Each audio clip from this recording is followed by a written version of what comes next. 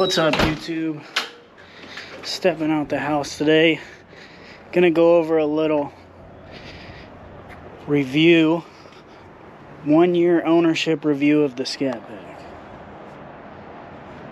Okay, I've got about 15,000-ish miles on this thing now, so let's check it out. Interior's held up really nice. Really nice.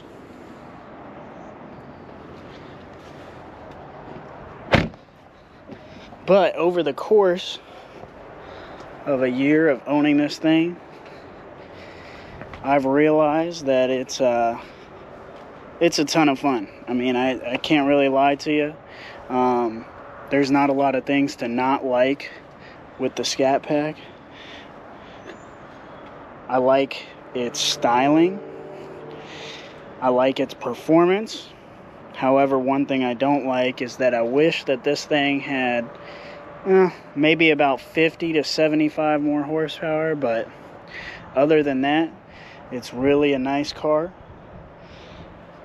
With that extra punch, though, I feel like, it would be sitting right in a happy medium between a Hellcat and an RT.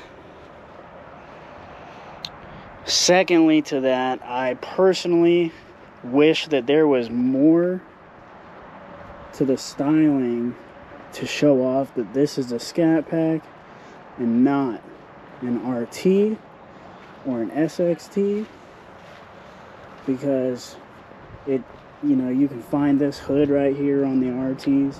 I believe it doesn't have these vent panels.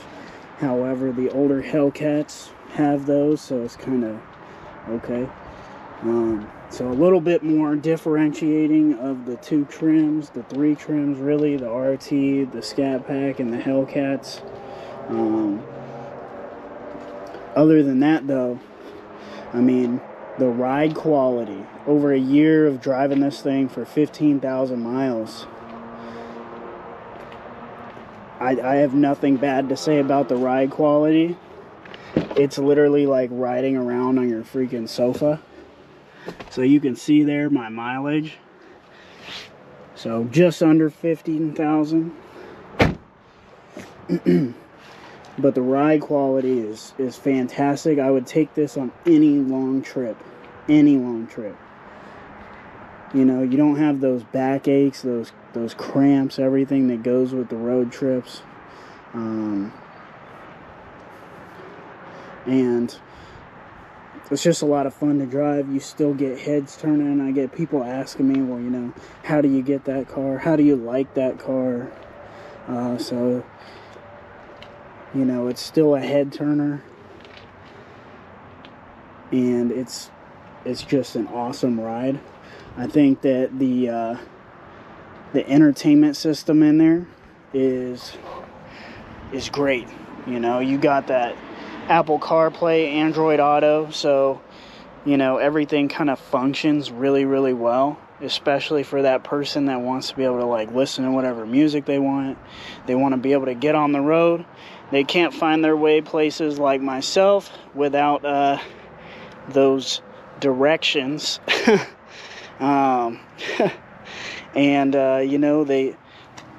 they just have a functionality where you can change this thing from auto to sport to track, and get really down into it.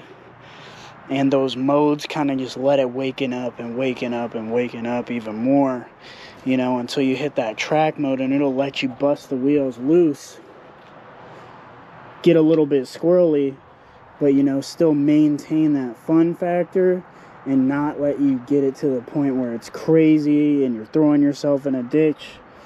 And that's one thing I want to tell the community is there's nothing about this car that's going to put you in a ditch unless you don't take your foot out of it. If it's getting crazy, you're flipping around, you're getting a little bit more than you wanted, you want to just take your foot out of it. let off the gas, straighten up that wheel. You know, there's a lot of people in this community that say these Scat Packs and the Hellcats, you know, they go all over the place. They're easily wreckable. But personally, after driving a Hellcat and this Scat Pack, I haven't found that. You know, just learn your safe limits and don't get stupid in the rain, unless that's what your intention is, and then you're going to be a lot more, you know, a lot more cognitive of what you're going to experience. But this is a very fun ride. I got a lot of things coming. As you saw in one of my previous shorts, I got some rims for the back end here. We're going to get up to those 305s. Throw a little drag radial on there. I can't decide between the Nitto or the Mickey Thompson Street SS's.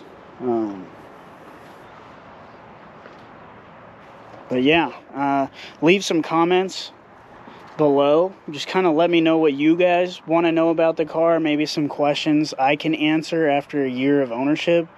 Because, you know, other than maybe a little bit more performance, definitely some wider tires than the 245s that they got on here, this thing has been a stud. I've loved it every single day. I take it to and from work. I've even driven this thing in the snow. And when it comes to reliability standpoint, it's just, it's fantastic.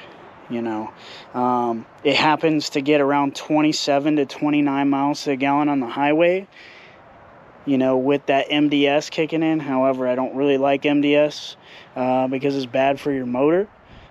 But, I mean, you know, if fuel economy is your beast, this thing can do 29 on the highway. So a long hauler, you know, it's going to do pretty well for itself. But, man,